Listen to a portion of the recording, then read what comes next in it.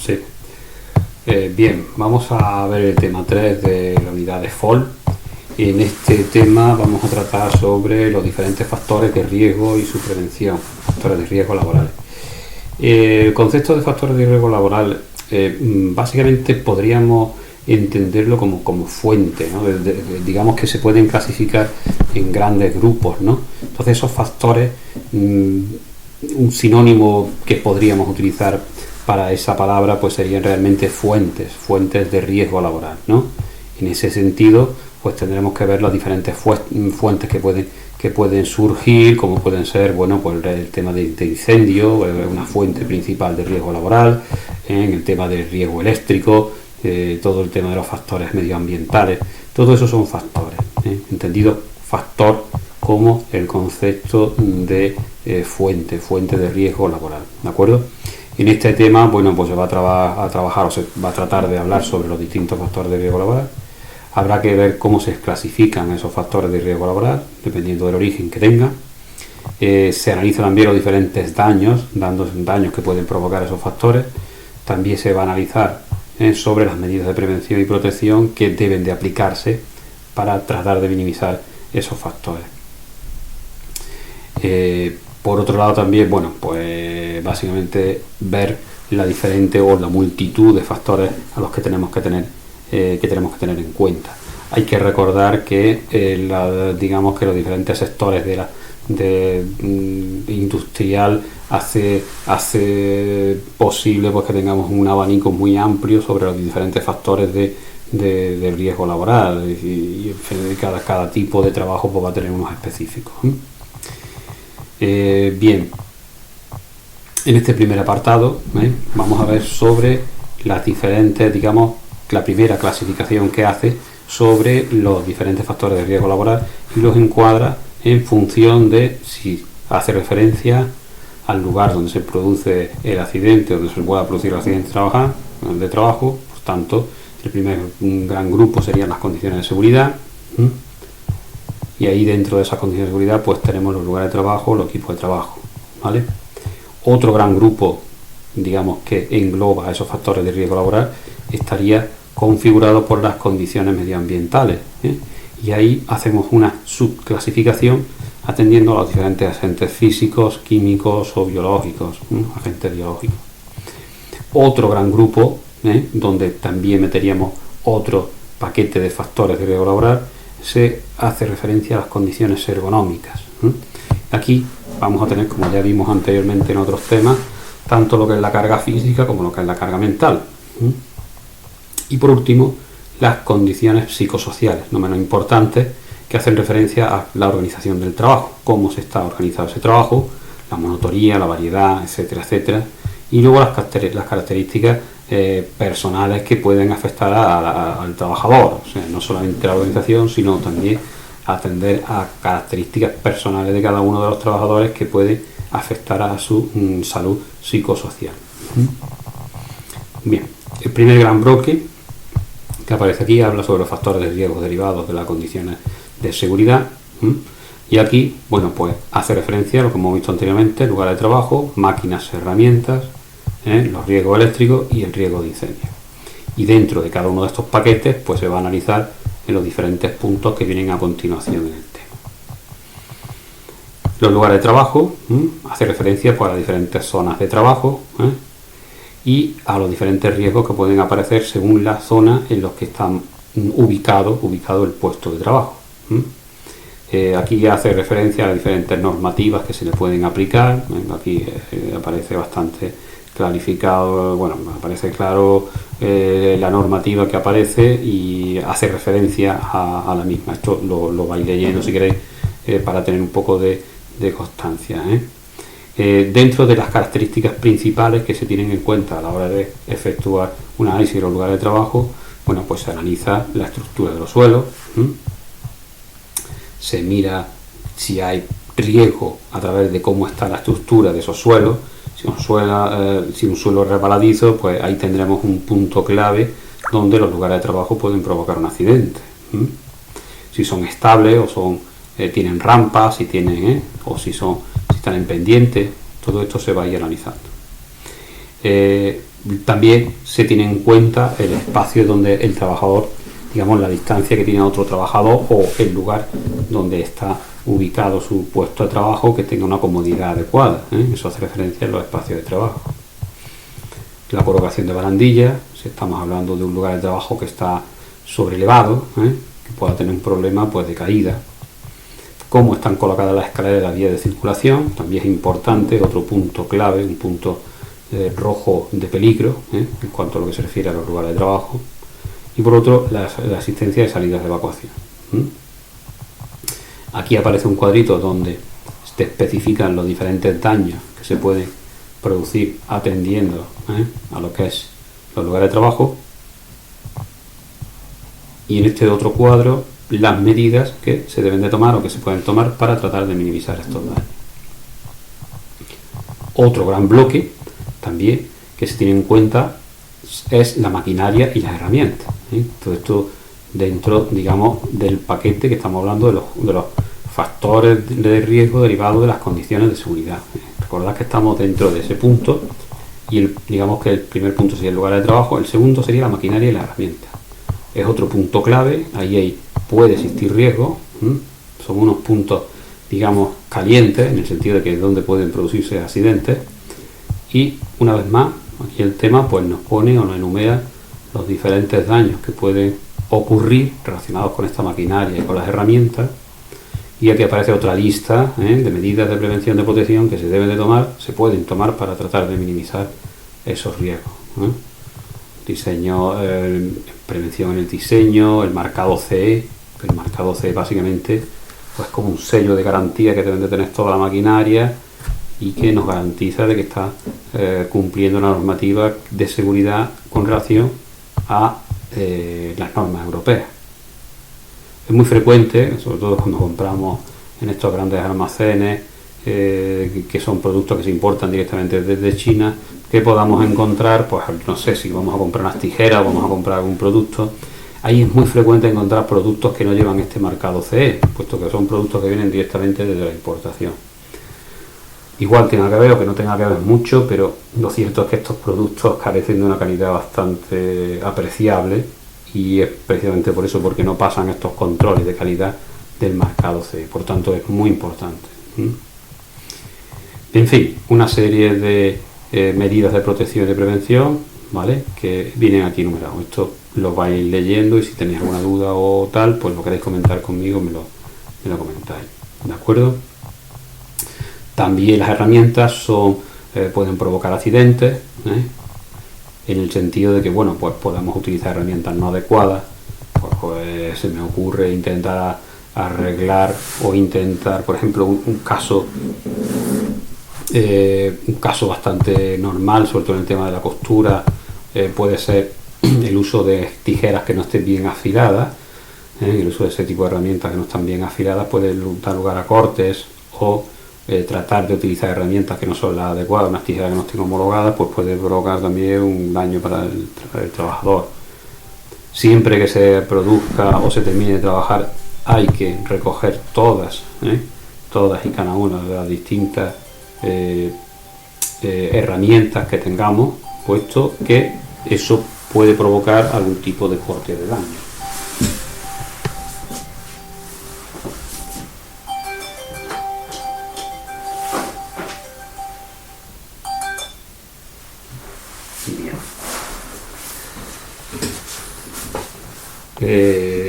Continuamos entonces. Bien, el tema del transporte, un transporte inadecuado de herramientas, pues también puede provocar que haya peligro, que puedan provocarse algún tipo de problema.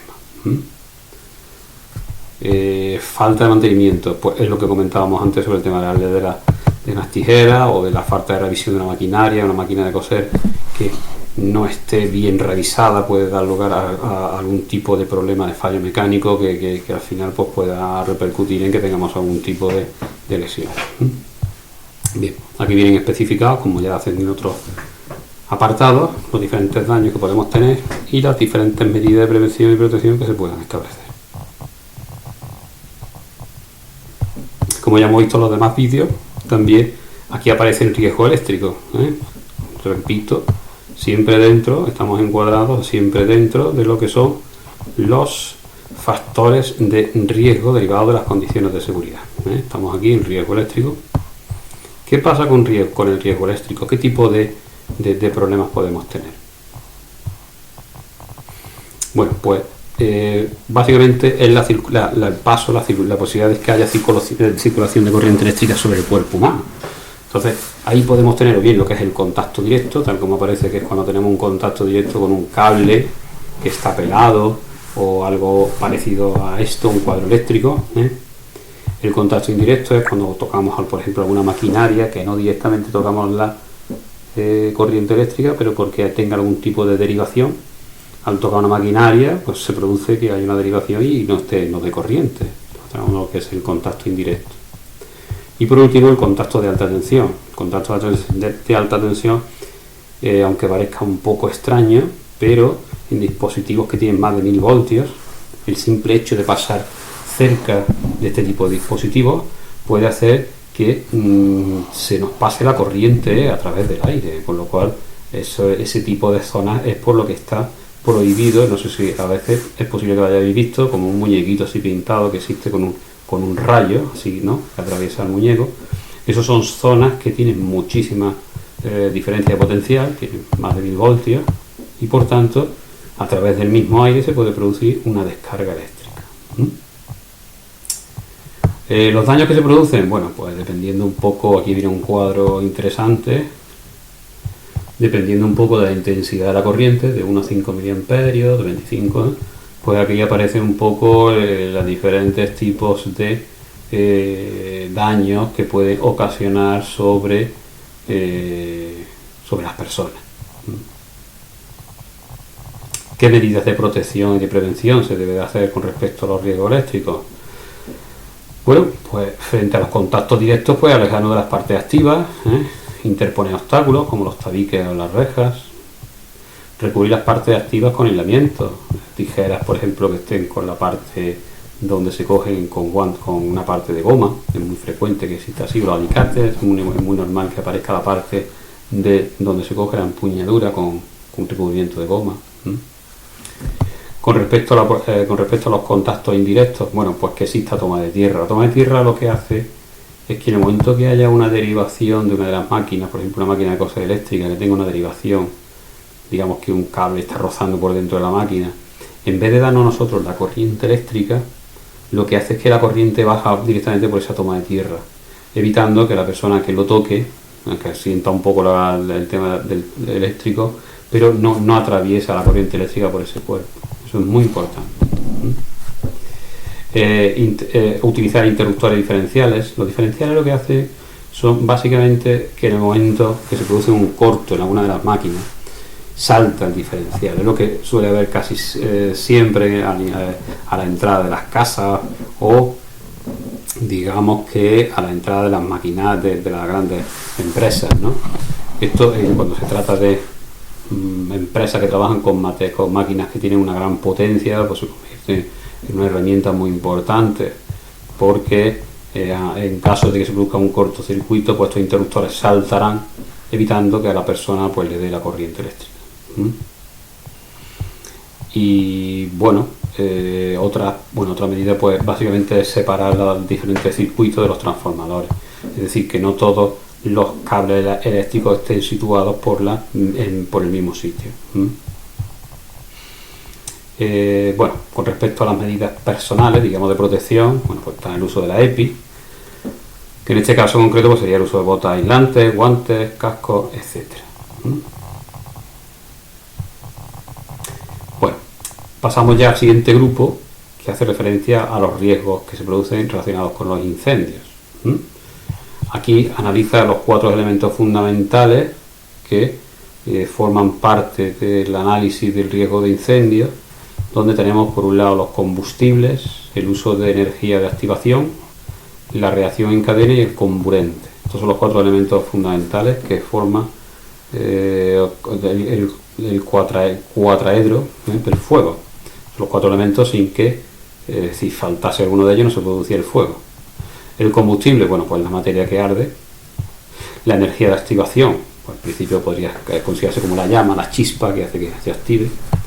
El comburente es el oxígeno, en algunos casos concretos puede ser hidrógeno, pero normalmente el oxígeno.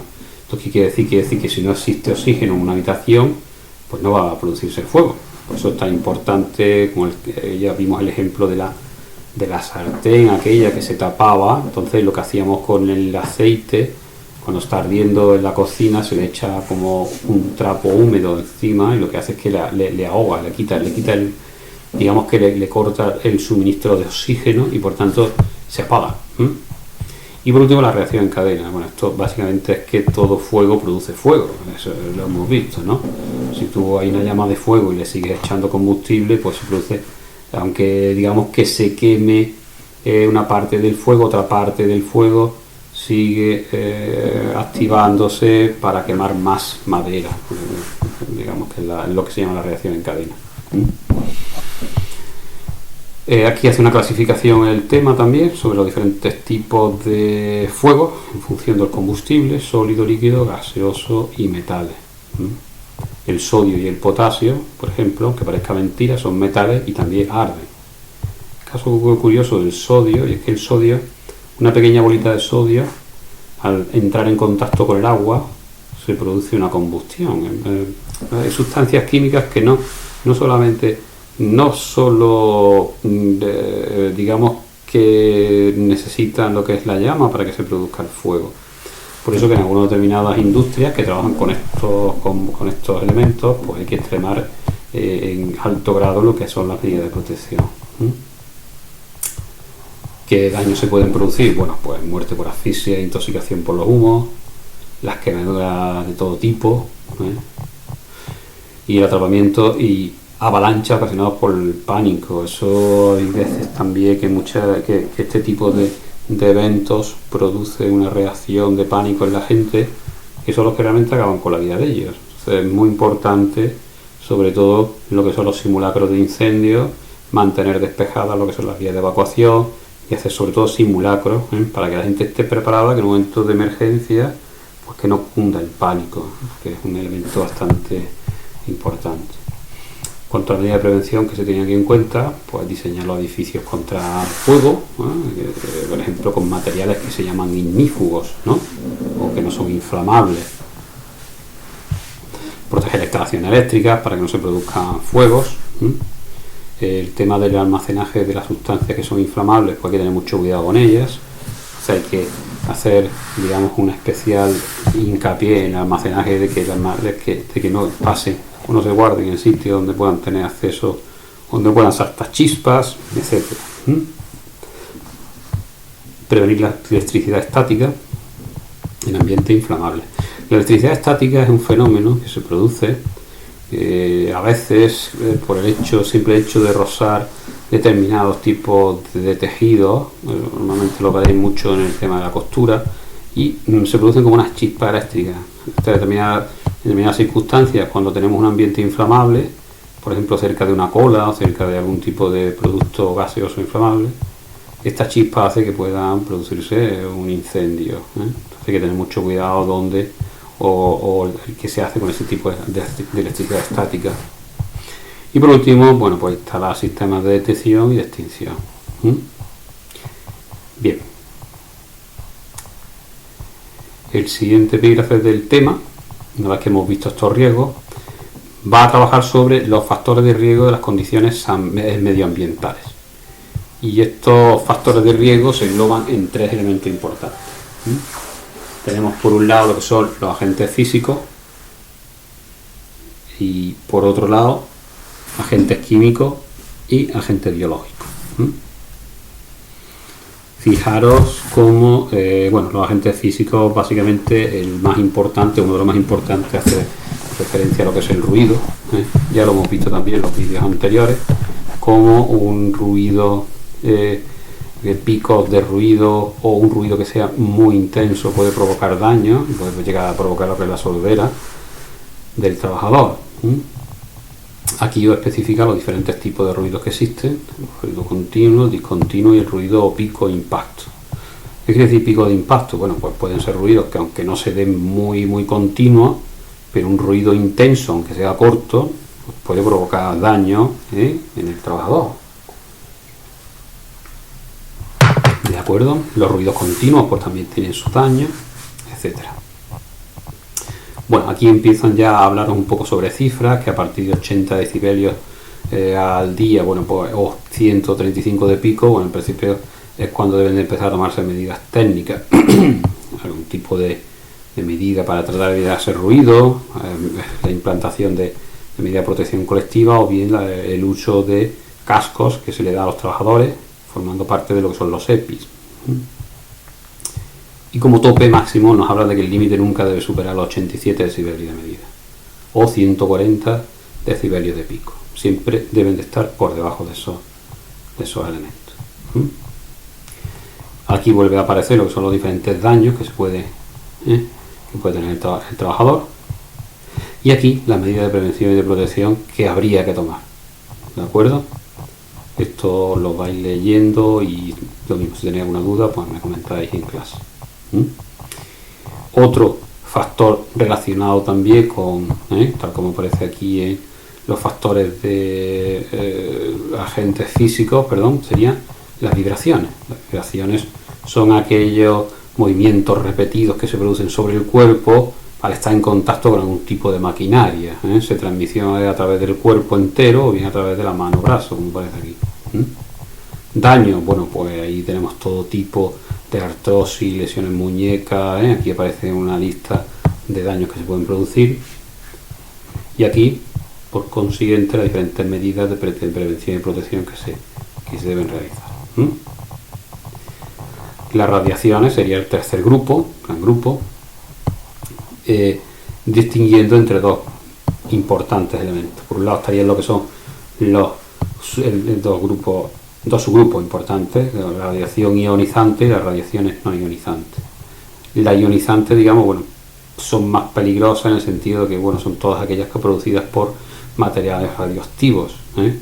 Se suelen producir en centrales nucleares, pero también en las ramas sanitarias están expuestos, tienen riesgo de exposición a aquellos trabajadores que trabajan con rayos X, ¿no? La radiografía y todo tipo de pruebas médicas que se le hacen a los pacientes, pues trabajan con radiaciones ionizantes. Entonces deben de extremarse en ese caso las medidas de prevención. Y las radiaciones ionizantes pues son aquellas que se producen por los rayos ultravioleta, los infrarrojos, radar, microondas, etc. Quizás las más conocidas sean los rayos ultravioleta. Estos rayos ultravioleta o infrarrojos, fijaros que normalmente se suelen producir mucho en los trabajos de soldadura, porque es por eso por lo que los trabajadores suelen tener esas caretas, ¿no? Que son como una especie de vidrio muy gruesos y muy oscuros para tratar de evitar que esos rayos ultravioletas puedan dañar el ojo. Una vez más aquí aparecen los diferentes daños y las medidas que se deben de tomar en cuenta. Bien. Otro grupo relacionado con el tema del medio ambiente sería la iluminación. Una iluminación deficiente pues puede provocar que fatiga y una serie de daños al trabajador. Es por ello que siempre que se pueda se deba de trabajar con iluminación natural.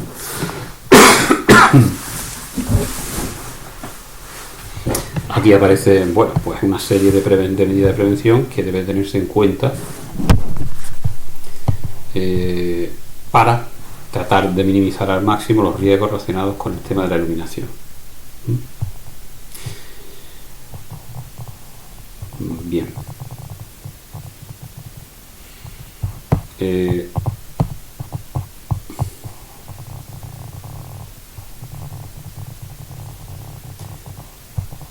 Vamos por partes. Los agentes químicos. Bien, otro grupo también importante hace referencia a los diferentes agentes químicos, sustancias químicas que pueda estar en contacto el trabajador con ellas. Ahí digamos que los efectos se pueden clasificar en efectos irritantes, pues corrosivos. Aquí aparece la definición, aparecen los diferentes efectos aquí y luego a continuación la definición de esos efectos. Los corrosivos, ¿qué es lo que hacen? Bueno, pues destruyen tejidos, y otras sustancias. Los asfixiantes, bueno, pues impiden el suministro de oxígeno, como el butano, monóxido de carbono, pues lo que hace es que te asfixia. Otros que producen como una especie de somnolencia, son los anestésicos. Los que producen reacciones alérgicas se llaman sensibilizadores. Cancerígenos y mutágenos, que también provocan cáncer. Neumoconióticos, perdón. Estos son una serie de sustancias que se almacenan en los pulmones, provocando, bueno, en principio lo que produce son lesiones dentro de los pulmones, como fibrosis quística, etcétera, y que a la larga, es un efecto muy a largo plazo, pero acaban provocando lo que es la muerte. Y los sistémicos. Esto lo que hacen es que afectan a varios órganos a la misma vez. O sea, que te afectan riñones, te pueden afectar hígado, como es el caso del mercurio. Mercurio es una sustancia que se utilizaba ahora en los años 70, 80 muchísimo. O sea, algunos recordaréis un poco lo que son los termómetros de mercurio, que se utilizaba también mucho en maquinaria y tal.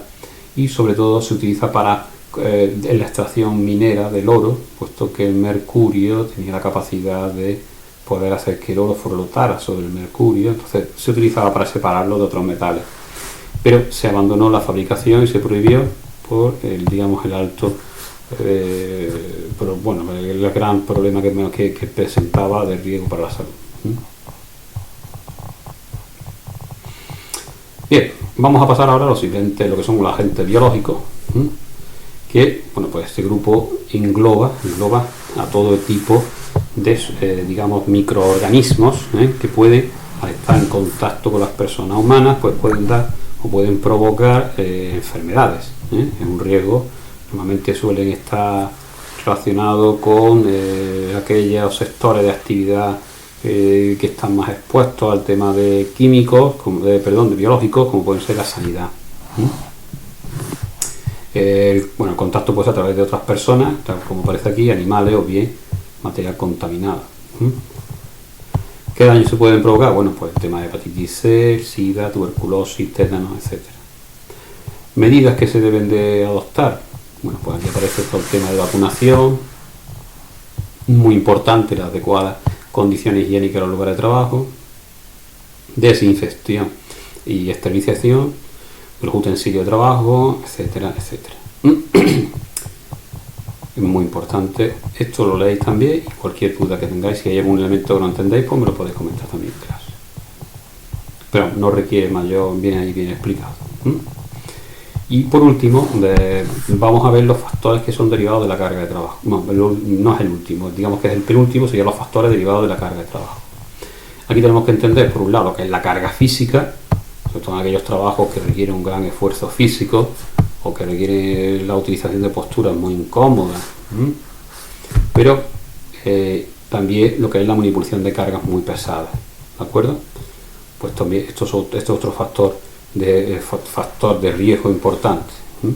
¿Qué daños se pueden provocar cuando cogemos cargas muy pesadas o utilizamos o hacemos esfuerzos físicos importantes? Pues tenemos tendinitis, lumbalgias, se puede producir una hernia, sobre todo cuando no cogemos bien las cajas, etcétera, dolores cervicales, lo que es el síndrome del túnel carpiano, que esto básicamente es como una especie de inflamación de un tendón que pasa justo entre lo que es el dedo gordo de la mano y el dedo índice. Eso es muy frecuente y hay gente que incluso se tiene que operar. Esto suele pasar mucho cuando se utiliza mucho lo que es la mano y se hace trabajos muy repetitivos con las manos. El codo de tenista también es muy parecido a lo que es el túnel carpiano, pero se produce en el codo. Y la fatiga física o cansancio, que en principio no debe de preocupar si se recupera bien, pero que si hay mucha fatiga, mucho cansancio, pues también puede provocar un elemento importante. No menos desdeñable es la carga mental. Trabajos que son, o jornadas que son muy estresantes, de 8 a 8 de la noche, durante 12 horas trabajadas directamente, o que no permite recuperar lo que son las jornadas de descanso, pues al final pueden provocar una carga mental muy importante. ¿Qué daños provoca? Pues cansancio, dolores de cabeza, estrés, irritabilidad e insomnio. ¿Y qué se debe hacer para evitar esa carga mental? pues realizar pausas hasta la cantidad de información, evitar los ruidos y cumplir con las normativas. Todo esto cumplir con la normativa sobre pantallabilización de datos y yo añadiría aquí también cumplir con la normativa relativa a la jornada de descanso. Muy frecuente que trabajadores realicen jornadas de 8, 9 o 10 o 12 incluso horas de trabajo y que no se respete los tiempos de descanso. Eso al final puede provocar pues una carga mental importante. Bien, la pantalla de visualización de datos es una cosa que realmente se está poniendo últimamente muy en boga, y es porque prácticamente casi todos los trabajos realizan o usan, incluso abusan del uso del trabajo del ordenador. Un detalle que no nos damos cuenta, pero estamos siempre mirando pantallas de ordenador, pantallas de teléfonos móviles, y todo esto y el abuso sobre todo de la luz azul que tienen estos dispositivos hace que el daño que se está produciendo en los ojos sea importante. Pero no solamente a nivel de ojos, sino también produce fatiga, dolor de cabeza, insomnio, etc. Entonces eso se debe de tratar de minimizar. ¿Cómo se debe hacer? Bueno, por respecto a la pantalla y la luz, pues intentar producirla, intentar situarla por encima del nivel, no debe de situarla por encima del nivel de los ojos para provocar que el cuello no sufra. Hay que evitar los reflejos en las pantallas, inclinándolas, también es importante. Y nunca situar el ordenador delante de la ventana o de espalda a esta, sino a ángulo de 90 grados respecto a la luz, es decir, en un lateral de la habitación. ¿Por qué? Porque de esta manera se evita que los ojos tengan que adaptarse, o sea, están abriendo y cerrando continuamente lo que es la córnea, para adaptarse a la cantidad de luz que entra por la ventana, porque cada vez que esto se produce, la vista, pues se está, digamos que está cansándose o se está forzando la vista. Entonces, repito, lo mejor es que tenga un ángulo de 90 grados respecto a esa luz. Y también importante la iluminación, que recomendamos porque sea alrededor de los 300 lumens, y evitar el parpadeo de los caracteres de la pantalla. Eso se hace, pues bueno, comprando sobre todo pantallas que sean de buena calidad. En una pantalla antigua, pues eso tiene una cantidad de parpadeo que, aunque no sea perceptiva o perceptible por el trabajador, pero al final va repercutiendo muy negativamente en la visión del mismo. Con relación al teclado y el mobiliario, pues que la altura del teclado de la mesa debe ser entre 65 y 75 centímetros por encima del suelo. La mesa debe permitir apoyar los antebrazos, etcétera. Bueno, aquí aparece una serie de medidas que debéis de leer y tratar de asimilar para este tema.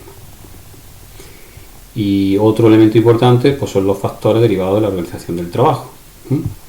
Porque ¿qué hace referencia a la organización del trabajo? Es cómo se está organizado el trabajo. Horarios, carga de trabajo, equipos de trabajo, si una persona trabaja sola o si trabaja con gente, ¿de acuerdo? Aquí aparecen los diferentes elementos a los que estamos haciendo referencia, ¿lo veis, no? Las características del puesto. Bueno, pues todo esto que es la organización del trabajo hará que en principio, pues que tengamos un trabajo más descansado o que tengamos un trabajo realmente estresante. Aquí aparece una serie de medidas que se tienen que tener en cuenta para tratar de hacer este trabajo, esta organización mucho más llevadera, y de manera que el trabajador pues rinda más al estar más descansado. Los daños que se producen pues aparecen aquí reflejados. Este es muy interesante, el síndrome de Burnout, que hace referencia al síndrome de estar quemado. Eso lo que produce en el trabajador pues es un agotamiento emocional y que al final repercute de manera que el trabajador al final pues tenga como una especie de cansancio perenne y que produzca insatisfacción laboral, con lo cual baja mucho lo que es el tema del rendimiento, el síndrome de estar quemado, del estar quemado. Pero no solamente no solamente es ese, sino que también tenemos estrés laboral o el moving o acoso laboral, perdón. ¿De acuerdo? Bueno, pues aquí aparecen todas las medidas que se deben de tomar en cuenta y que se deben de llevar a cabo. Bien, y con esto pues damos por concluido lo que es el vídeo explicativo de este tema. Ya quedaría realizar lo que es el esquema correspondiente al tema y empezar a trabajarlo con otros elementos. Y esto es todo por ahora.